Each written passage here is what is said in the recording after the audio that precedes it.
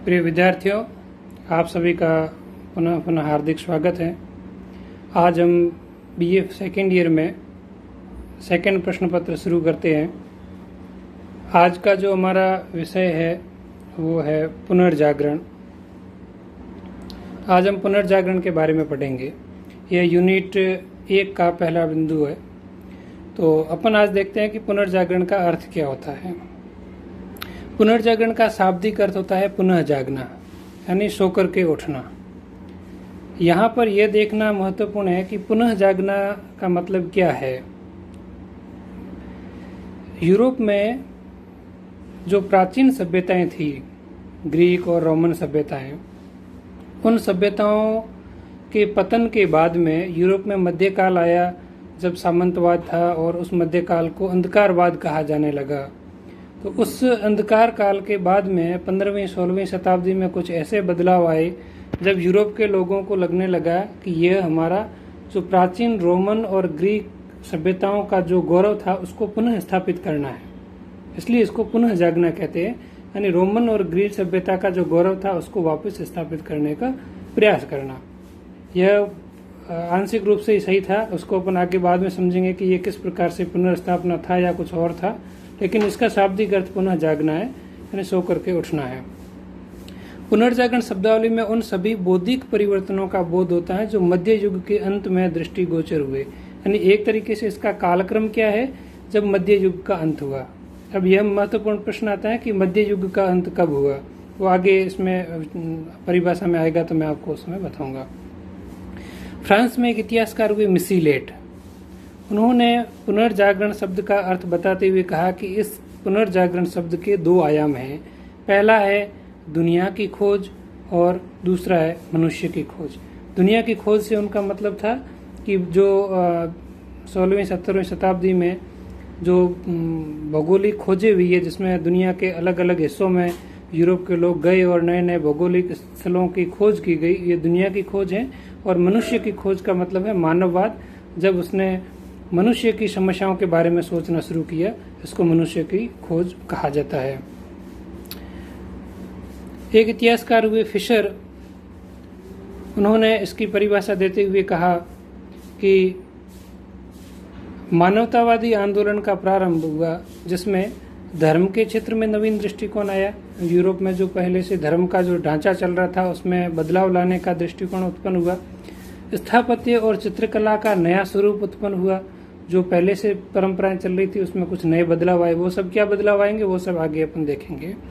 व्यक्तिवादी सिद्धांतों का विकास, यानी व्यक्तिवाद की विचारधारा का विकास इस काल की एक महत्वपूर्ण विशेषता थी। लोगों में वैज्ञानिक दृष्टिकोण उत्पन्न हुआ और छापे खाने का जब आविष्कार हुआ तो ये सभी लक्षण है वो पुनर्जागरण की प्रमुख विशेषताएं मानी जाती हैं।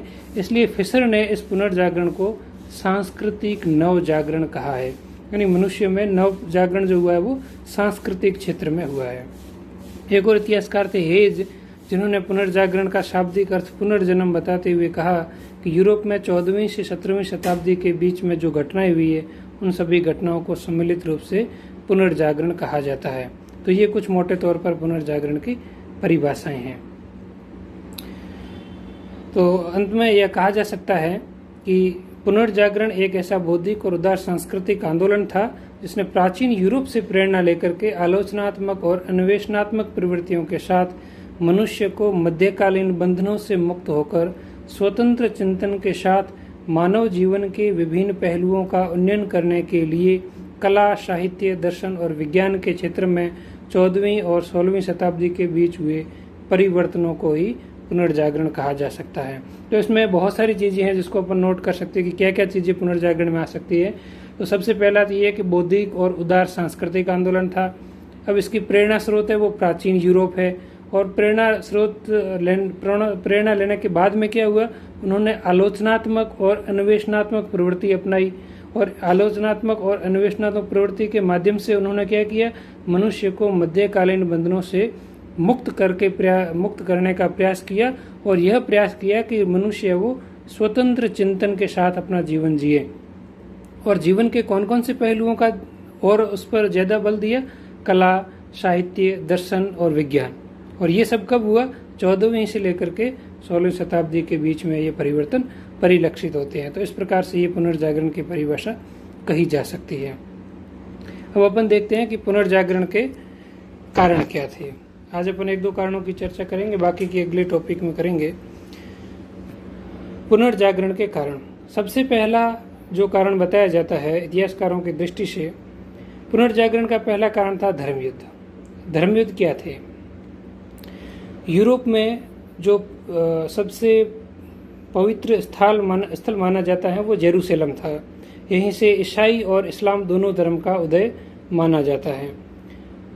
उस यरूशलेम पर अधिकार करने के लिए 12वीं और 13वीं और 14वीं शताब्दी में ईसाइयों और मुसलमानों के बीच में लंबे समय तक संघर्ष हुए। इसका जो कालक्रम है वो 1096 से लेकर के 1271 ईस्वी के बीच में है। तो इस पूरे लगभग 300 सालों तक ईसाइयों और मुसलमानों के बीच में जेरूसलम पर अधिकार करने के लिए युद्ध होते रहे। इन्हीं युद्धों को धर्म युद्ध कहा जाता है, या जिसको क्रूसेड कहा जाता है। जब ये धर्म युद्ध हुए तो यूरोप की जो सेनाएं थी वो मध्य एशिया में युद्ध लड़ने के लिए आई, और यहाँ से जब वो हार करके लौटे तो उनके जीवन में कई बदलाव आए, उनके चिंतन में कई परिवर्तन आए। वो कौन कौन से परिवर्तन थे और किस प्रकार से उन्होंने पुनर्जागरण को मोटिवेट किया, वो देखते हैं कि धर्मयुद्ध से जो सैनिक लौटे थे उनका बौद्धिक शक्ति विस्तृत हुआ। क्योंकि अभी तक जो यूरोप में जो लोग बैठे थे वो अभी कहा जा सकता है कि कुएं के मेंढक की तरह थे, उन्होंने बाहरी दुनिया नहीं देखी थी। लेकिन जैसे ही वो मध्य एशिया में आए तो उन्होंने नए नए लोगों से मिले, नए विचारों के साथ उनका संपर्क हुआ, इसलिए उनका बौद्धिक शक्ति विस्तृत हुआ, उनके सोचने की शक्ति है वो अधिक बढ़ी, उनका दायरा विस्तृत हुआ। चर्च और ईसाई धर्म में विश्वास खंडित हो गया, क्योंकि उनको यह विश्वास था कि हम चर्च और ईसाई धर्म की रक्षा करने के लिए लड़ने जा रहे हैं, तो ईसाई धर्म या चर्च या जो ईश्वर है वो हमारी हमको जीत प्रदान करेगा।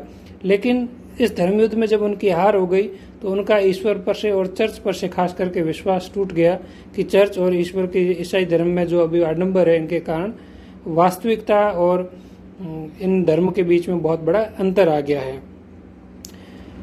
फिर यूरोप से अलगाव की समाप्ति हो गई। जब ये सेना मध्य एशिया तक गई तो इनका एशिया के सभ्यताओं के साथ में संपर्क हुआ, नए धर्म और नए लोगों के साथ में संपर्क हुआ, तो अलगाववाद की भावना का अंत हो गया, जिससे भी पुनर्जागरण को बल मिला और अरस्तु के वैज्ञानिक ज्ञान का पता चला। अरस्तु जो ग्रीक सभ्यता का था, लेकिन उसका जो ज्ञान है वो यूरोप की बजाय पश्चिम एशिया और एशिया के लोगों को अधिक पता चल रहा था, उनके पास में ये था।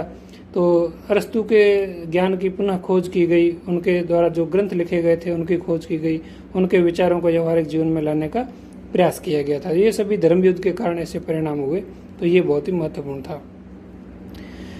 अगला जो आता है वो है व्यापार का विकास या व्यापारिक समृद्धि।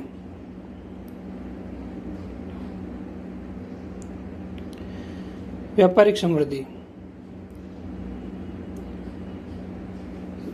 जब 14वीं-15वीं शताब्दी में यूरोप में धीरे धीरे आर्थिक व्यवस्था में बदलाव आए, जब कृषि के क्षेत्र में परिवर्तन आए, खेतों का समूहीकरण किया गया, उसके बाड़ेबंदी की गई, हदबंदी की गई, कृषि में नए परिवर्तन लाने का प्रयास किया गया, आलू की खेती हुई, पशुपालन शुरू हुआ, इससे लोगों की आय बढ़ी और लोगों में समृद्धि आई। तो उसका क्या परिणाम बड़े स्तर पर हुआ वो देखते हैं।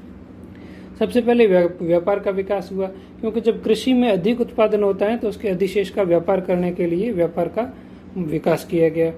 नए नगरों का विकास हुआ, व्यापारी वर्ग है वो गांवों के बजाय नगरों में रहता है, क्योंकि जहां बाजार होता है वहीं पर व्यापारी वर्ग होता है, और उन बाजारों से ये नए नगरों का विकास हुआ। अब इन नगरों में जो लोग रहते थे वो लगभग मध्यम वर्ग के लोग थे, और उनको जो प्राचीन और खास करके जो धर्म की सत्ता थी, चर्च की जो सत्ता थी, पोप की सत्ता थी, उस पर बहुत ही कम विश्वास था।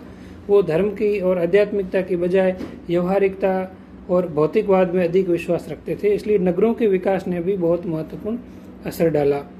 व्यापारियों के पास धन का संग्रहण हो गया। व्यापारी है वो न केवल यूरोप के देशों में बल्कि यूरोप से बाहर भी अपना धन व्यापार करने के लिए जाते थे, तो उनके पास में काफ़ी बड़ी मात्रा में धन भी एकत्रित हो गया। तो उस धन के माध्यम से उन्होंने नए कला केंद्र खोले, महाविद्यालय खोले, कॉलेज खोले, यूनिवर्सिटी डेवलप की, शिक्षा का प्रचार प्रसार हुआ, कारखानों की स्थापना की गई, व्यापार के नए नए तरीके और नए नए स्थल खोजे गए। इन सब माध्यमों से नएपन का वहाँ प्रचार प्रसार हुआ। और व्यापारियों ने चर्च की आलोचना की, क्योंकि चर्च है वो केवल कर लगाता था, उसका कोई फायदा सीधा सीधा व्यापारियों को नहीं मिल रहा था। दूसरा, चर्च व्यापारियों को ब्याज पर पैसे देने से भी मना कर रहा था, जो व्यापारियों की दृष्टि से बहुत ही अनुचित प्रतीत होता था। इसलिए उन्होंने चर्च की आलोचना करना शुरू कर दिया। और चर्च की जो पूरी शिक्षा थी वो पूरी धार्मिक शिक्षा थी, जबकि नगरों में रहने वाले लोग या खास करके व्यापारी लोग अपने बच्चों को धर्म की बजाय आर्थिक शिक्षा, व्यवहारिक शिक्षा देना पसंद करते थे। इसलिए इन्होंने चर्च की आलोचना करना शुरू कर दिया।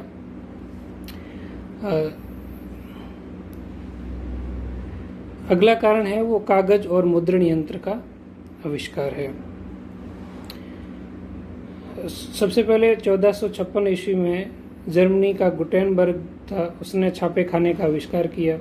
और इंग्लैंड में कैक्सटन ने सबसे पहले 1477 ईस्वी में छापे खाना स्थापित किया। अब इससे क्या हुआ? छापे खाने की स्थापना से एक पुस्तक की प्रति जो हाथ से लिखी जाती थी उसकी बजाय अब वो छापे खाने से छप करके निकल कर आने लगी। इससे क्या हुआ? एक साथ में अधिक मात्रा में साहित्य का प्रकाशन हुआ। तो पहले जो बहुत कम मात्रा में साहित्य था उस पर चर्च का एकाधिकार था, केवल चर्च और चर्च से संबंधित लोग ही उनको पढ़ा करते थे। लेकिन जब छापे खाने में एक साथ बड़ी मात्रा में पुस्तकों का प्रकाशन होना शुरू हुआ तो उन्होंने इन पुस्तकों को पढ़ना शुरू कर दिया। तो चर्च की बातों में आने की बजाय उन्होंने इन पुस्तकों के माध्यम से यथार्थ ज्ञान को प्राप्त किया और तर्कवाद का विकास किया। तो पुस्तकों का प्रसार होने से साक्षरता भी बढ़ी और साथ साथ सांस्कृतिक जागरण भी हुआ, क्योंकि अब वो चर्च के द्वारा कही गई हर बात को इन पुस्तकों से क्रॉस वेरीफाई या प्रमाणित करने का प्रयास। अंग्रेजी में एक बहुत बड़े निबंधकार हुए बेकन, जिन्होंने कहा था सत्य सत्ता की नहीं वरन समय की पत्री है। यानी जो सत्य है वो उस हिसाब से नहीं चलेगा जैसे कि सत्ताधारी कहते हैं। यहाँ सत्ताधारी उस समय पोप था, चर्च था।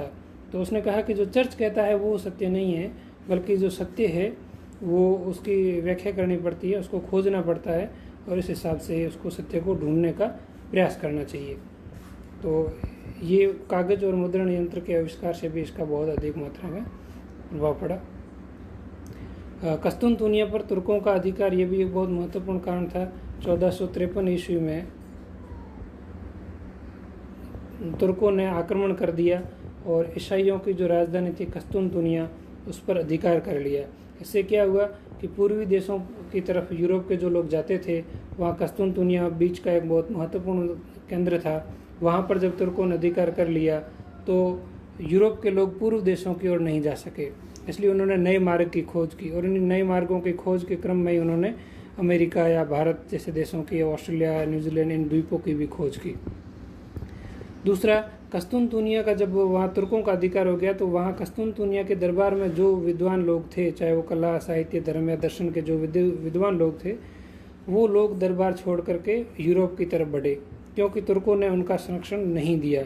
इसलिए वो जो ज्ञान था, वो कला थी और दर्शन था, उसका प्रचार भी यूरोप में हुआ। ये तुर्कों ने जब कस्तूनतुनिया पर अधिकार किया तो उसका बहुत लंबे समय के लिए असर हुआ। अंतिम जो इसका कारण है वो मंगोल साम्राज्य का उदय है।